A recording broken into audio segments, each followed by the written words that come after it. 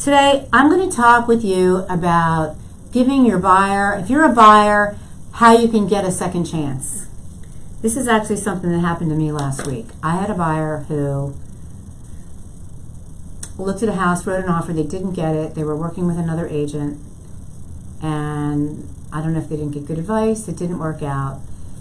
And we got together and we started looking at properties, knocking on doors, house after house after house. It wasn't as nice as the one that they didn't get.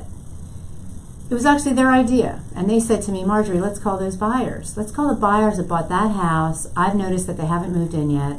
Maybe they want to sell it for more money. I thought, that's a great idea. Let's do it.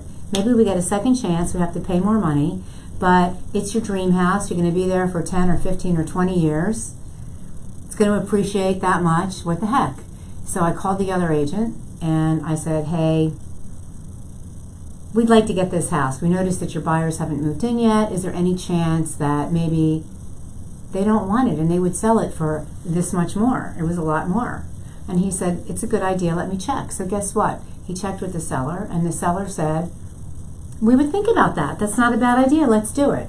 So we got all excited, my buyers and me, and we waited not too long. They came back to us with this long formula about how if we paid him this, and if we paid him that, and we settled in this much time, and there's a big spreadsheet about how we could do it, and the numbers didn't make any sense to us. So we put our tail between our legs, and we went back out on the street, and we looked at some other properties. We found a house we really liked, and while we were negotiating on that house, the seller came back to us with a proposal, and they said, hope you haven't bought that house yet. You know what, we'll do this. And we looked at this and we said, no, thank you very much. We're going to go buy this other property.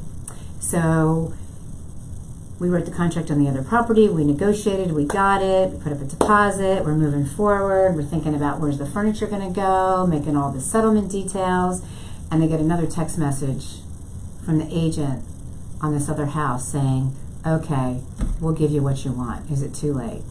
Well, guess what? They all had a second chance. They had a second chance. The buyer had another chance to get the house. The seller had another chance. Actually, the was buyer, now seller, had a chance to get rid of the house they really maybe didn't want for some reason.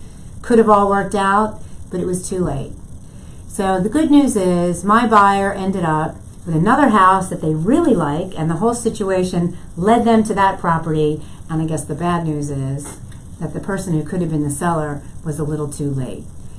The lesson here is twofold. Number one, if you missed out on something and someone else got it, they could be having buyer's remorse. Go check, find out. Maybe you can still get that house even though it's gone to settlement. Lesson number two is, in this particular could-be seller situation, if someone asks you a question like that and you're faced with a second chance, don't play with it. Come up with what are you really willing to do right away, because that could be it. Anyway, that's it for today. Hope you got a couple good ideas, suggestions, lessons learned. This is Marjorie Dick Stuart. Thanks for watching What's Working Now Tuesday at 2. Tell your friends. I'll see you next week.